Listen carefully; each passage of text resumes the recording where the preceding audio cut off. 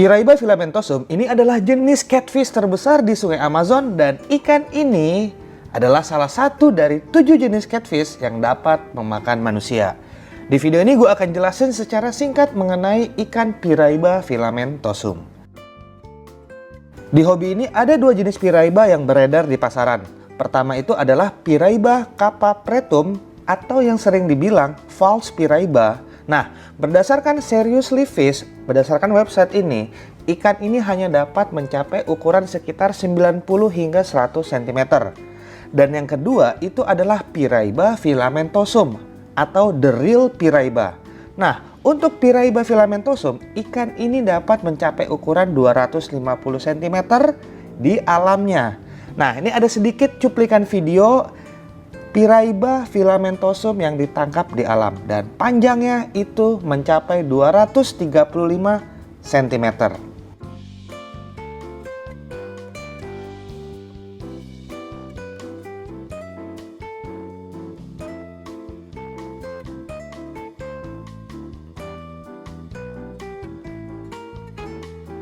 Nah, Piraiba filamentosum ini ada yang berasal dari Peru dan juga ada yang berasal dari Suriname. Piraiba filamentosum yang berasal dari Peru ini memiliki badan berwarna silver dengan spot-spot di badannya, sedangkan Piraiba yang berasal dari Suriname ini cenderung warnanya lebih ke gelap gitu. Nah, untuk maksimum size-nya ya mereka sama-sama bisa berukuran 2 hingga 2,5 meter di alamnya atau bahkan lebih. Secara umum, ikan ini akan merasa sangat nyaman di air yang berarus kuat, tapi arusnya jangan sampai bikin tsunami juga kali ya. Kemudian, filtrasi yang mumpuni dibutuhkan untuk dapat merawat ikan ini secara layak. Karena ikan ini adalah salah satu catfish yang tergolong sangat aktif. Dengan demikian, ikan ini memiliki biolot yang tinggi. Karena yang perlu diingat itu, kotoran yang dihasilkan ikan itu tidak hanya kotoran yang terlihat seperti berak ikan. Namun, hasil respirasi dan metabolisme dari ikan tersebut juga menghasilkan kotoran yang tidak terlihat. Dan itu akan mempengaruhi ke parameter air kita apabila filtrasi kita tidak mumpuni. Sekarang ini ada 3 ekor Piraiba filamentosum yang gue pelihara di dalam megatank. 3 ekor ini gue pelihara dari mereka itu berukuran 5-7 cm, jadi masih kecil banget ya. Dimana Piraiba yang pertama kali gue beli, itu gue beli di bulan Juni tahun 2020. Kemudian 1-2 bulan berikutnya, ya gue memutuskan untuk nambah lagi 2 ekor Piraiba. Nah, kenapa gue melihara sampai 3 ekor Piraiba? Nah, pemikiran gue dulu, kalau gue besarin cuma 1 ekor, terus berjalannya waktu ada kenapa-kenapa, ya gue nggak punya Piraiba lagi. Tapi kalau gue punya 3 ekor, kalau sampai ada kenapa-kenapa dengan 1 ekor, gue masih punya Piraiba yang lain. Kurang lebih sih seperti itu. Sesederhana itu aja kenapa gue memutuskan membesarkan dan memelihara 3 ekor Piraiba filamentosum. Rata-rata pertumbuhan ikan ini dapat mencapai 5 cm per bulan atau lebih saat mereka kecil. Nah, itu kalian harus genjot makanannya dan juga menjaga kualitas air. Baru kemungkinan besar kalian bisa mendapatkan angka tersebut. Akan tetapi mengenai push pakan atau genjot makanan, hal tersebut tidak terjadi di kasus gua. Sehingga pertumbuhan Piraiba gua di fase awal itu bisa dibilang lebih lambat dibanding ikan Piraiba lain di partai yang sama. Apa yang gue maksud dengan partai yang sama? Jadi kan gue beli waktu itu dari Bang Dion, dari DB Predator Medan, dan dia juga jual ke beberapa penghobis lain. Berjalannya waktu gue diskusi dong, yang lain udah berapa sih ukuran Piraibanya? Oh udah segini, tapi gue lebih kecil. Itu yang gue maksud, pertumbuhannya lebih lama dibanding partai yang lain. Jadi apa yang menyebabkan pertumbuhan Piraiba gua itu cukup lambat? Nah, karena berdasarkan hasil diskusi gue dengan Bang Albert, nah untuk sekedar info, Bang Albert ini adalah salah satu penghobi yang sekarang ini memiliki ikan Piraiba filamentosum terbesar di Indonesia. Nah, jadi singkat cerita, setelah banyak diskusi, dia bilang ikan dia itu sangat agresif dan sudah banyak korban yang berjatuhan karena ikan Piraiba dia. Dengan informasi yang gue dapat, terutama dari orang yang berhasil memelihara Piraibanya dari kecil hingga berukuran monster, Jadi ilmu dia itu bukan ilmu sekedar katanya atau hasil Google Internet. Akhirnya setelah diskusi panjang lebar dan gua udah memahami ikan ini sedikit lebih banyak, ya gue putuskan untuk mengurangi tingkat agresi ikan piraiba gue yang ini dari kecil. Sehingga yang gue lakukan, ikan-ikan piraiba gue ini semenjak kecil ini udah gue latih untuk makan makanan beku.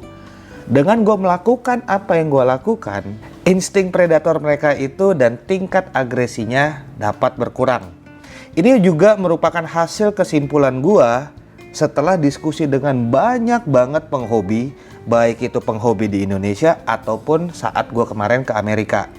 Singkat cerita seperti ini, kita bisa mengambil kesimpulan ikan yang sudah terbiasa makan beku tidak akan sebuas ikan yang selama ini selalu diberi makan hidup.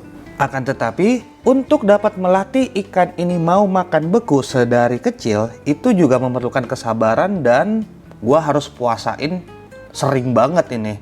Jadi ya secara tidak langsung, ya dengan gua muasain mereka terus menerus, itu menghambat pertumbuhan ikan ini. Karena ya mereka tidak dapat cukup makanan untuk mereka dapat tumbuh pesat. Jadi ini sebenarnya sebuah pilihan aja ya yang gue ambil dan gue pikirinnya untuk jangka panjang. Jadi walaupun tidak ada garansi ke depannya semua ini akan berjalan sesuai dengan harapan gue, ya minimal gue udah berusaha dong. Karena ya sekali lagi memelihara ikan predator itu tidak ada garansi pasti. Oh ini pasti aman, ini pasti enggak. Enggak, semua itu banyak banget faktor penunjang yang harus saling berkesinambungan. Nggak bisa hanya mengandalkan satu faktor dan bisa mengklaim, oh ini pasti aman. Nggak bisa, itu terlalu banyak faktor yang harus saling berkaitan. Menurut gue pribadi, jadi salah satunya ya minimal ikan ini dari kecil udah biasa makan beku, udah biasa disuapin. Jadi dia tidak melihat ikan yang hidup, yang gerak-gerak sebagai pakan dia. Itu harapan gue. Cuma ya kita lihat aja lah nanti ke depan seperti apa.